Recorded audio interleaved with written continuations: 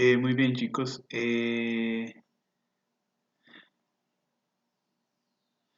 Hoy vamos a iniciar otra clase, obviamente de manera virtual, que para mí la mejor forma de explicar ha sido así porque no sé si todos tienen la oportunidad de conectarse al mismo tiempo y así, pero bueno, también puede ser una alternativa para explicar las clases.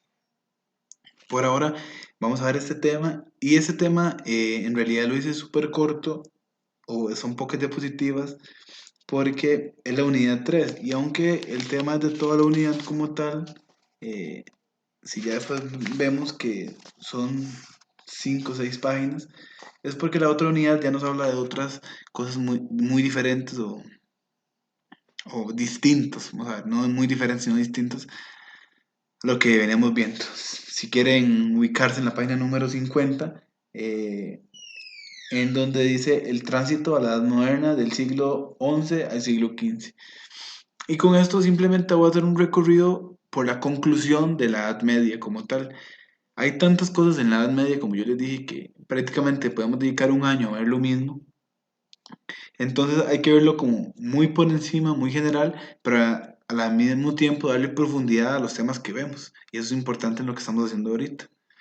Entonces a pasar algunas diapositivas en donde explico cómo empezaron a haber diferentes cambios a final de la Edad Media que trajo consigo en la nueva época o lo que conocemos como Edad Moderna.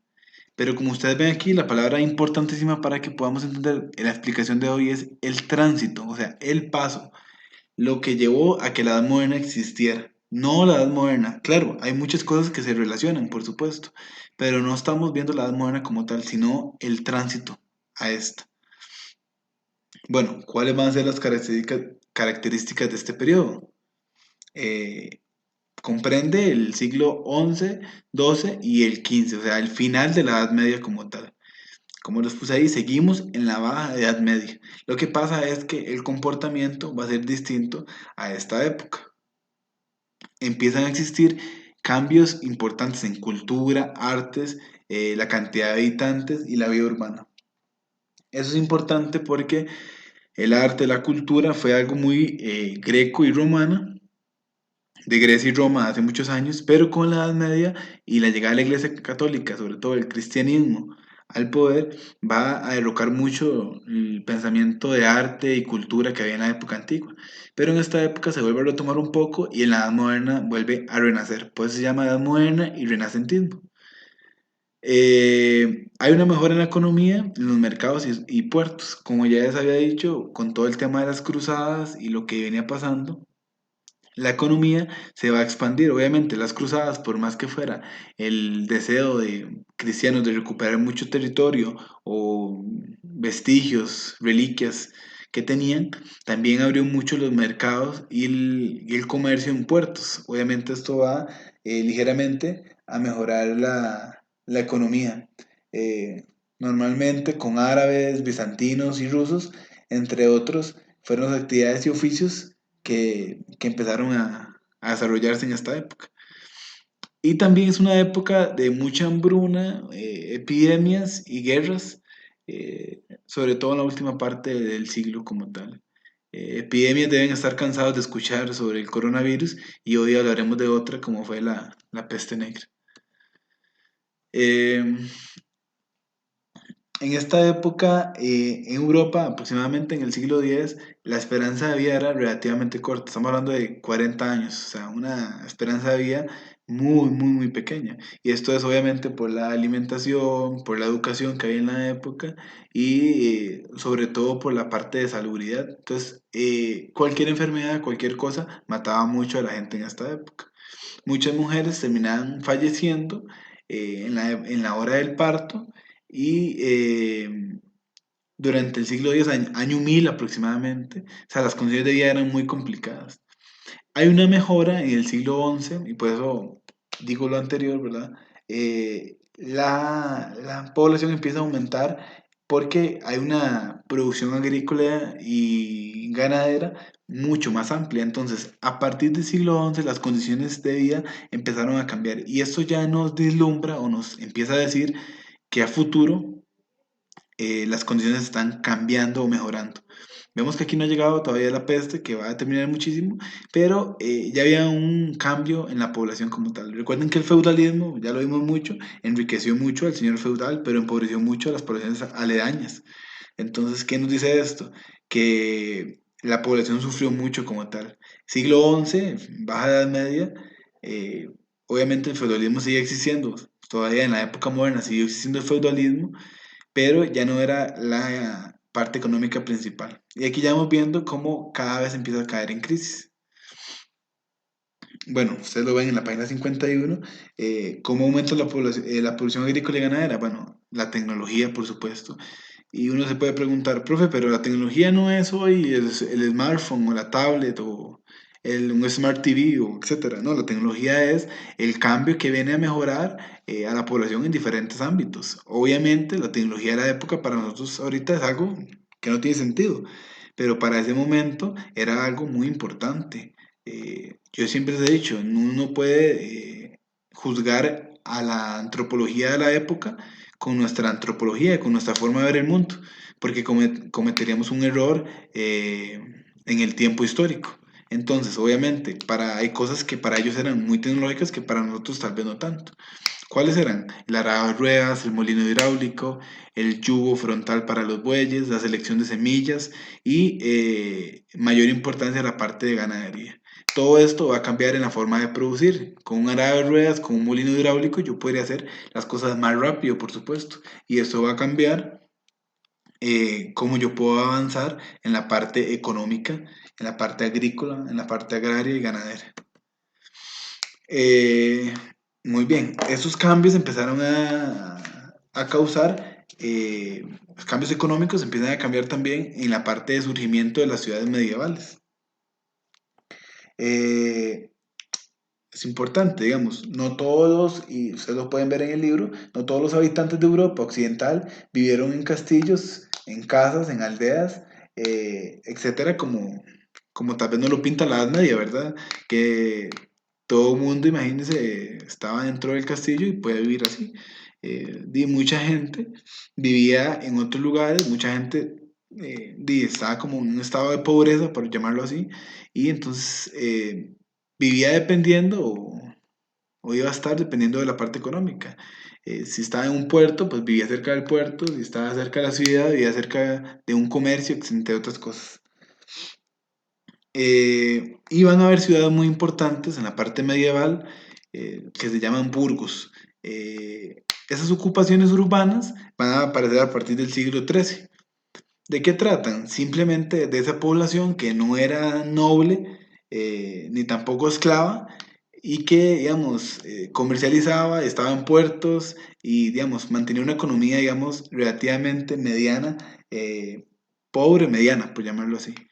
Hay ciudades muy importantes en donde se van a desarrollar este tipo de comercio y lo que ya hemos hablado, como son Venecia, Pisa y Génova, a un inicio, digamos, en lo que fue Roma. ¿Por qué son importantes? Porque a futuro vamos a ver cómo estas ciudades van a crecer no solo en la parte económica y poblacional, sino también en la parte cultural, de arte, entre otras. Por supuesto, en esta época el comercio va a generalizar o garantizar nuevas ocupaciones que en esta época no había y a estas ciudades se les llamó eh, burgos, como les mencionaba, y a la gente que vivía en estas ciudades se les llamó burgueses. eh, Personas que vivían en las ciudades medievales burgueses. El término burgueses a través del tiempo va a cambiar, muchísimo, mucho, mucho, mucho. Para los franceses, por ejemplo, eran las personas que no eran ni la nobleza, ni que eran siervos tampoco, como le mencioné. Entonces, esos burgueses van a ser los habitantes de las ciudades medievales. Pero el término burgués a través del tiempo va a cambiar. Para la Revolución Francesa eran las personas de mucho poder y hoy en día sí es un término que se acuñó mucho, que el burgués es la persona que tiene mucho dinero, etcétera. Pero si ustedes ven, el término burgués en esta época refiere a alguien que ni es noble, ni es esclavo, ni siervo. Está como en la parte media, por llamarlo así. Pero después, a futuro, van a crecer muchísimo.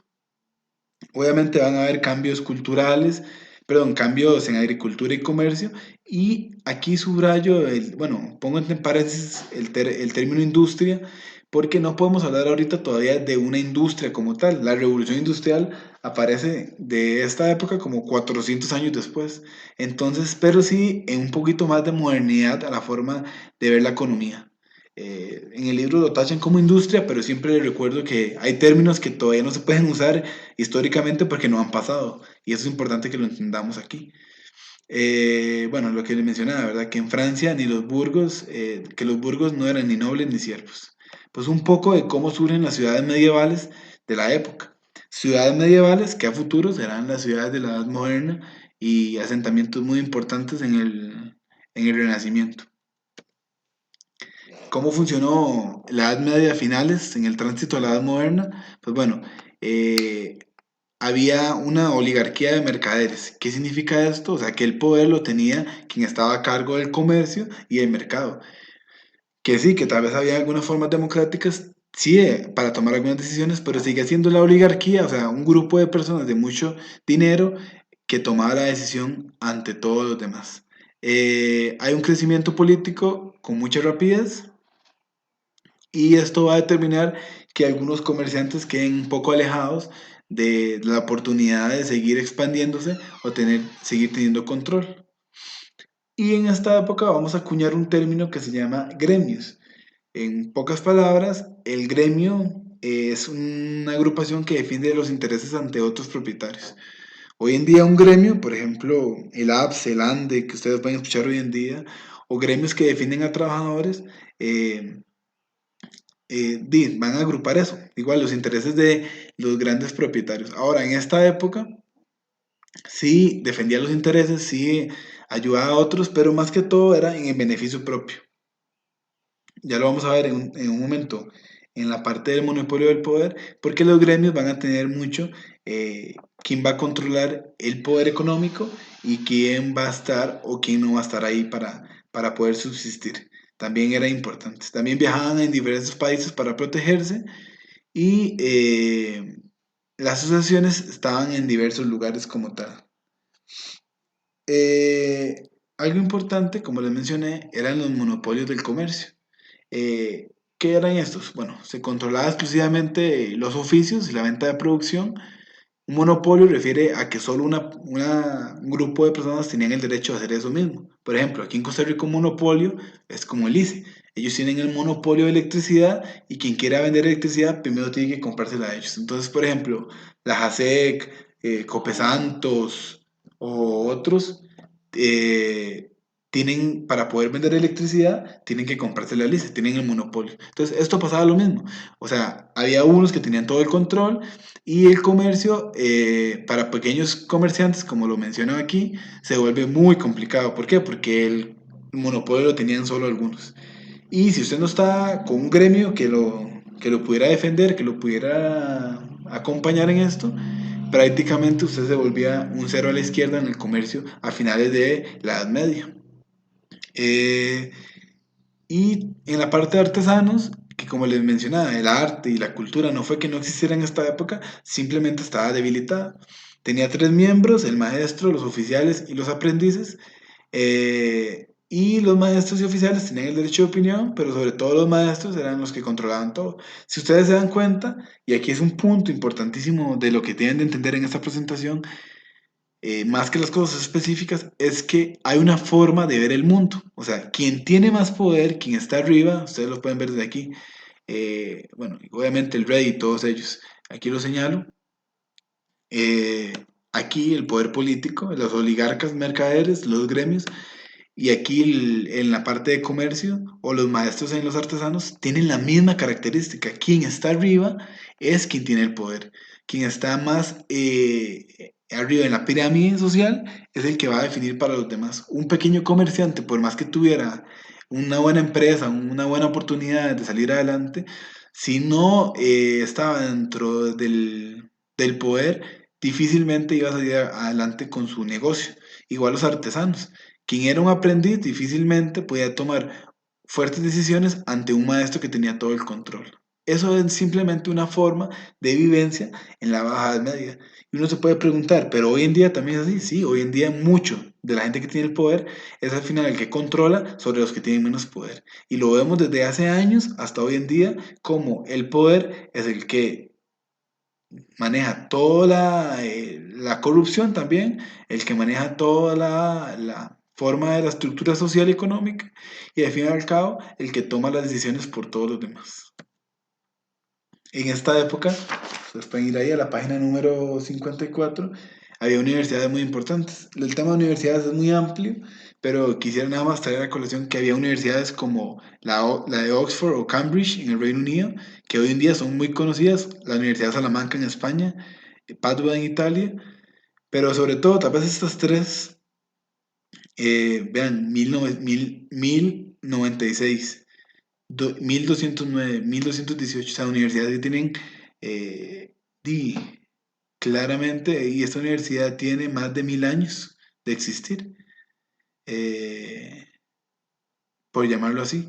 Entonces, vemos, perdón, más de 1000 años no, casi 1000 años de existir, estas también, pero en comparativa vemos que mucha gente dijo que en esta época no existía, no existía como la parte de crecimiento, la Edad Media estuvo muy estancada, y sí, en muchas cosas estuvo estancada, pero también en muchas cosas creció, y también muchas universidades de estas son universidades cristianas, o sea, el cristianismo fue el que las impulsó, y mucho de lo que le debemos al cristianismo hoy en día es el tema de las universidades, porque nosotros hoy en día tenemos acceso a una universidad o el pensamiento universitario, porque en este momento que era completamente cristiano, la gente empezó a tener universidades y muchos monjes que eran los más estudiosos empezaron a abrirlas como tal.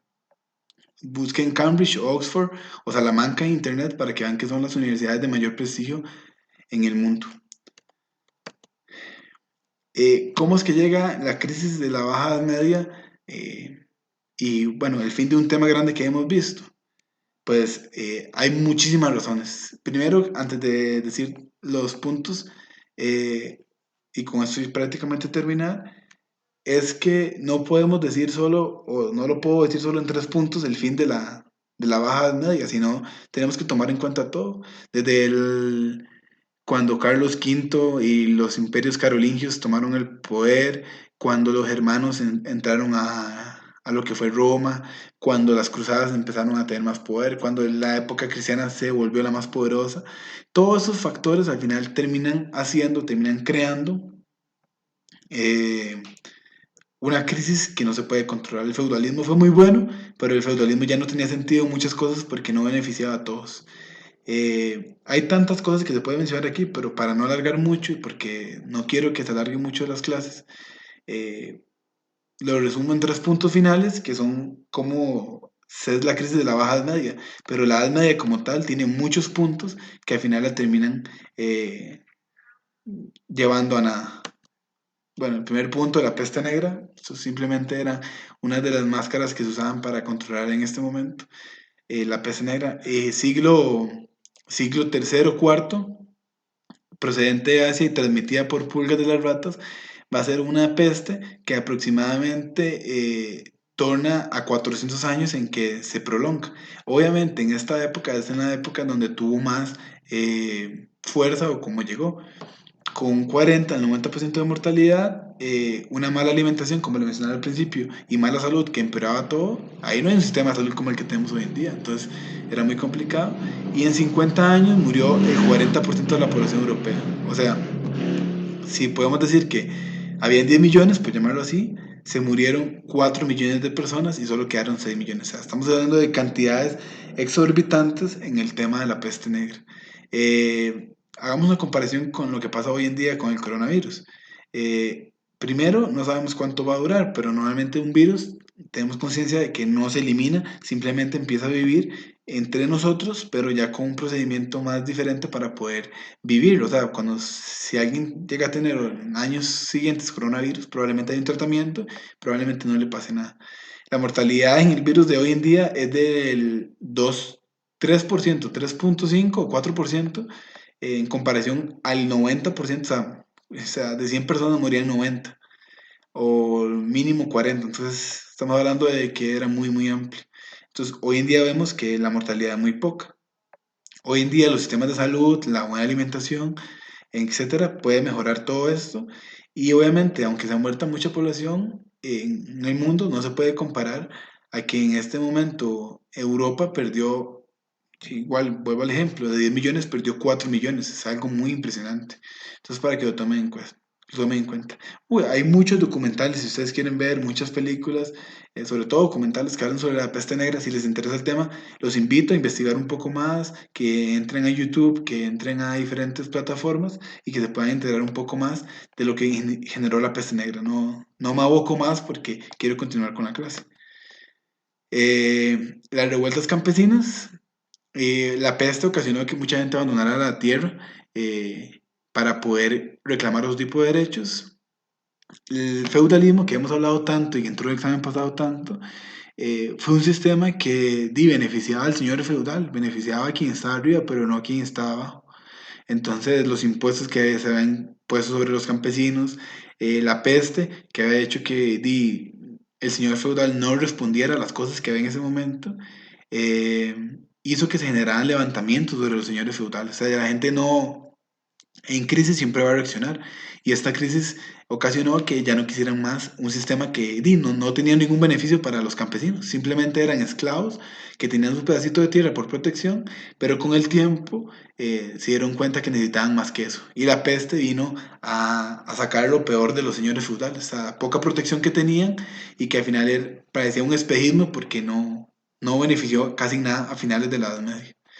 Y las revueltas urbanas, en muchas de las ciudades que se habían creado, etcétera, había mucho hacinamiento, mucha gente vivía junta, había falta de higiene, la parte de escasez de alimentos, la peste también ayudó a que la oportunidad comercial se disminuyera un montón. eh, se quería que se mejoraran los salarios en la parte de comercio y la solicitud de cargos municipales. ¿Qué significa los cargos municipales? Los impuestos igual. Entonces, la gente que vivía en el campo reclamaba que no tantos impuestos. La gente que vivía en ciudad, estamos hablando de no había modernidad, o sea, no son ciudades como hoy en día, pero la gente que vivía más en la ciudad también reclamaba el tema de por qué había tanto cargo, por qué tanto impuesto como tal. Al fin y al cabo, chicos y chicas, eso del tema como tal es un poco más corto que el otro. Simplemente esta explicación nos indica un poco de cómo se terminó de gestar la Baja Edad Media y al final la Edad Media como tal. En medio de crisis, de pestes, de revueltas rurales y urbanas, la gente pedía y deseaba otro sistema en la forma de enfrentar al mundo.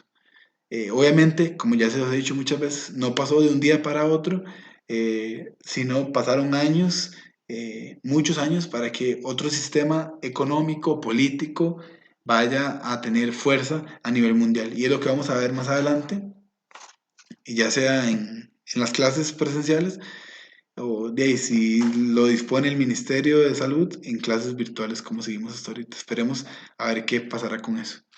Esta vez les voy a dejar mucho menos trabajo, solo la página 56 y 57 del libro. Eso sí, quisiera que me hicieran un mapa mental con los principales cambios hacia la edad moderna. De lo que ustedes vieron ahorita, cuáles fueron los principales cambios que llegaron a la edad moderna como tal. Y lo van a subir a una plataforma.